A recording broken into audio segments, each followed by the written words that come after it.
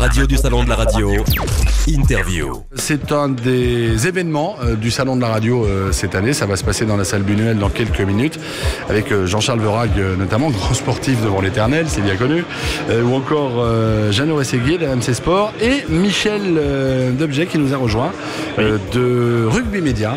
Bonjour. En l'occurrence, bonjour, merci d'être avec nous. Alors le sport à la radio, c'est souvent un débat parce que voilà, comment restituer l'ambiance d'un match de foot, de rugby, d'un événement sportif à la radio qui par définition est quelque chose forcément voilà, c'est l'image avant tout. On peut le croire en tout cas. Comment on fait à la radio ? Comme pour beaucoup de choses, c'est à la fois du talent et du travail. Donc en effet, il faut restituer la situation, non seulement l'ambiance, mais ce qui se passe sur le terrain. Et surtout, vous l'avez dit, bien faire la différence entre un commentaire radio et un commentaire télé. C'est pas la même chose. C'est pas la même chose parce qu'on doit encore plus la créer des images dans la tête des gens en fait. Oui, absolument. Et une atmosphère également. Savoir qu'on s'adresse à tout public, aussi bien ceux qui connaissent bien le sport qu'on commente que ceux qui le connaissent moins bien. Donc alterner. C'est pour ça que le commentaire à deux est toujours plus facile que le commentaire seul. Oui, parce qu'il faut tenir le crachoir pendant demi-temps ou des tiers-temps. Enfin voilà, c'est compliqué quand même. Oui. C'est long.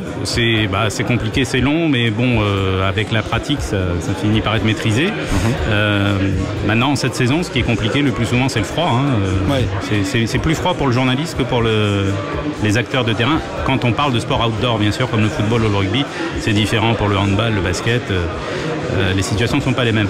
Mais je crois que ce qui est en commun à tous les sports collectifs et aussi aux sports individuels d'ailleurs, parce que pour le tennis ou d'autres domaines, c'est ça, c'est bien restituer la situation pour que l'auditeur il se croit présent devant l'épreuve sportive. Alors le sport à la radio, oui, mais sur quelle radio ? On a le sentiment ces dernières années que les généralistes, les très généralistes, ont tendance à abandonner un peu le sport à la radio au profit des radios plus thématiques, comme RMC par exemple. Pourquoi ce constat ? Parce que sur le front des généralistes, on a besoin d'être présent à peu près sur tout, sur l'actu essentiellement. Après, quand on parle de sport, je crois qu'il faut distinguer trois choses. Il y a d'abord la compétition, la rencontre sportive, le match. Donc ça, c'est de l'actu, mais c'est de l'actu qui est assez linéaire. C'est-à-dire qu'en fait, un match de foot, c'est 90 minutes, plus les arrêts de jeu la mi-temps. Un match de rugby, un tout petit peu moins, mais ça dure quand même longtemps. Donc là, va se poser le problème pour les radios de la grille, quoi. C'est-à-dire de dire, est-ce qu'on peut faire tenir en intégralité une rencontre sportive de cette longueur ? Il y a la pub à passer, il y a des flash infos. Donc tout ça sont des contraintes qui, des fois, rebutent un peu certaines grandes radios pour faire du grand sport, on va dire. Après, il y a l'événement qui est relaté sous forme de bref, d'actu et de news. Donc ça, beaucoup de radios sont spécialisées là-dedans. Il y a des radios d'information qui vont tourner en boucle et dire voilà ce qui s'est passé aujourd'hui sur la planète sport, mais qui seront peut-être moins friandes de retransmission sportive. Et puis, il y a le dernier point, c'est l'analyse. L'analyse, c'est quand même important, c'est-à-dire d'avoir des émissions de sport avec des spécialistes. Si vous me permettez, c'est plutôt ces émissions-là qui sont moins sur les grilles, en fait, aujourd'hui, sauf sur les radios thématiques. Parce que l'année dernière, par exemple, RTL proposait du sport tous les soirs, systématiquement. Cette année, RTL a retiré cette émission de la grille pour mettre une émission plus généraliste, entre guillemets. En fait, il y a plusieurs écoles. Il y a celle qui consiste à dire on va pas faire une émission longue de sport parce que on captera pas assez d'auditeurs. Celle qui consiste à dire on va faire du sport et autre chose. Donc on mélange le sport avec de l'actu ou d'autres informations thématiques ou chroniques qui peuvent intéresser les auditeurs. Ou bien on donne un ton. C'est ce qu'essayent de faire certaines grandes radios. C'est-à-dire que finalement, l'auditeur, il va aller écouter tel ou tel animateur plus que le sport, en quelque sorte, le sport étant en toile de fond. Et puis il y en a qui renoncent totalement à cela.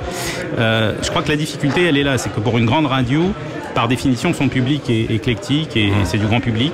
Et donc, faire une émission de sport, ça s'adresse quand même avant tout à des connaisseurs. Alors, quel est le rôle que peuvent jouer les radios locales et régionales dans ce contexte ?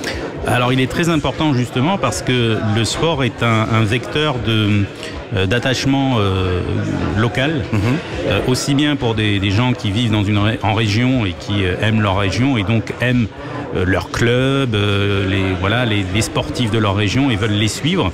Donc les radios locales s'attachent généralement à suivre leur club et leurs sportifs, même s'ils évoluent pas au plus haut niveau, hein, mais ça peut être très intéressant pour les auditeurs locaux. Et puis il y a aussi ce qu'on appelle les diasporas, c'est-à-dire des gens qui sont issus de diverses provinces et qui ont émigré vers Paris ou d'autres grandes villes. Alors là, pour cela, il faut qu'il y ait aussi une couverture nationale, ou qu'on soit relayé. Mais c'est vrai que si on se cantonne à sa région, voilà, on va être obligé de se focaliser sur l'activité sportive de sa région. D'accord, je vais vous laisser rejoindre la conférence parce que je pense qu'elle débute dans quelques secondes. Merci d'être passé nous voir en tout cas. N'hésitez pas à réagir à tout ce que vous entendez sur la radio du Salon de la Radio ou à ce que vous voyez. Si vous nous regardez en image sur salondelaradio.com, vous envoyez simplement #Salon Radio et les messages apparaîtront là juste en dessous sur l'image que vous pouvez continuer à consulter sur salondelaradio.com et sur les sites de nos partenaires grâce à En Direct TV, je le signale, qui est aussi notre partenaire et qui diffuse la radio du Salon de la Radio. À tout de suite. La radio du Salon de la Radio avec Broadcast Associés, Open Radio, Maxillaire et la Fabrica News.